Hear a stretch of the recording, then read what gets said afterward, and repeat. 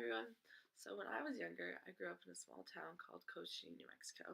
And in this town, it was pretty close to a pueblo, so it was filled with Native Americans and then older white people who retired in New Mexico and wanted to be near mountains. There was a lake nearby. We had a gas station and a laundromat, and that was basically it, and a library. And so most of my summers I spent at the library. I was pretty little, and there were Beanie Babies everywhere, everywhere. And so at the time, they had this challenge where if you read a certain amount of books, you got a free Beanie Baby. So that summer, I was dedicated. I spent as much time as I possibly could reading, and I was trying to get as many Beanie Babies as I possibly could. And at that time, I found a passion for reading, and it has still stuck with me today. I still continuously read. I go to my local library all the time. Why wouldn't you? You're getting free books. So I just found a great passion for libraries and found that they're so useful and provide an unlimited amount of opportunities for absolutely any individual. So it's our responsibility to make sure that those opportunities are available for everyone. So lately, a lot of government funding for libraries is on the decline. Um, it's just because of technology, people aren't using libraries as much because why would you when you can find everything you need on the internet? You have all your own computers, all your own technology, you can get it all on your phone. So a lot of people think, why do I need to go to my local library? So the significance we put on our libraries is also on the decline, so that's obviously why budget cuts are also going down. We're losing that support that we need. So with an increase in technology and things like that, a lot of people think libraries are no longer being used. So the decrease in funding can actually be really detrimental to libraries and the community that they support. It can take away locations and leave empty buildings, and people won't have the ability to go to the library because it's not close and convenient. It also takes away people's jobs. There are librarians, people who spend multiple hours every single day. It could even limit their hours so they're not getting paid as much. And then it also takes away a lot of resources. So all of those books, everything, databases, takes away all of those opportunities. So libraries are beneficial for a numerous amount of reasons. So according to Eliza D. Whiteman and her peers in a study called Public Libraries as Partners for Health, they found that public libraries are the actual ideal location for transferring health information.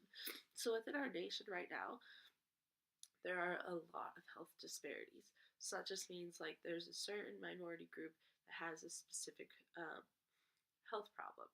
So like if you think about Native Americans, they don't have as much resources, so they might be higher for cholesterol. And this can lead to obesity and higher mortality rates. These are all things that we want to decrease. So with the library, we have a place where we have people to meet and we can educate them on, hey, this is how you fix this, and like meet their needs in order to educate them and help them be healthier. So libraries provide a lot of opportunities, and this is just a single one, impacting our health as a nation and creating healthier, happier people for free. And then in economic impacts from public libraries, McLaurin informs us that the economic benefits of the library are computers, people are using them for free, homeschooling, and it supports the disadvantaged, and then it helps with civic duty, and it supports education. So a lot of schools use public libraries as resources, and it helps children get their education. Homeschoolers have an unlimited amount of resources because of libraries, and it's helping educate our younger generations. It's a civic duty because the community is part of the library. People meet there all the time. Kids have puppet shows. Parents can bring their younger children and spend the day reading. Older people meet and use computers. And they get lessons on how to properly use a computer and technology and all of those things. I also found that during an economic intern, Paul T. Yeager, in describing the measure of value of public libraries, the growth of the internet, and the evolution of library value, he found that economic downturn leads to increased library usage. So when people have less money, they're going to go to the library. So it always needs to be there to support people who can't afford their Wi-Fi at the moment or can't get a computer and need something just to help them maybe get a job, print off a resume, go to your local library. So we need that there to support people and help them get back on their feet or during hard times, during anything.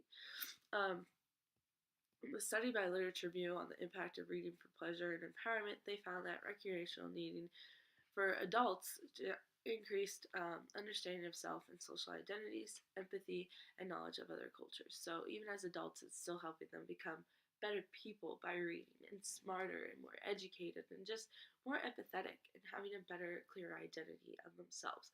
So the benefits are great even when you're older and just started reading now. You don't even necessarily need to be reading, just absorbing information.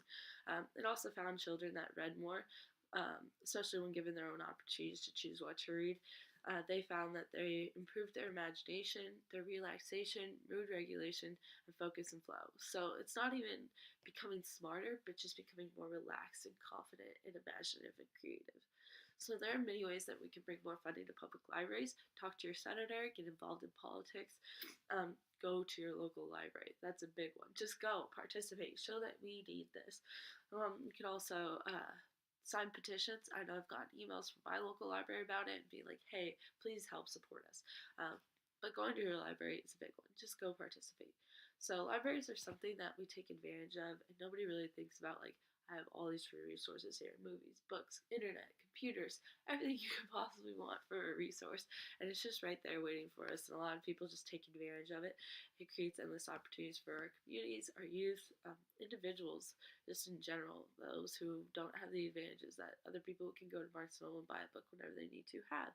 So it's an unlimited amount of free resources. I can't source like they're free. So go participate and go to your library now before it's too late. If anything, just go to your library. That's all I've asked of you. Thanks.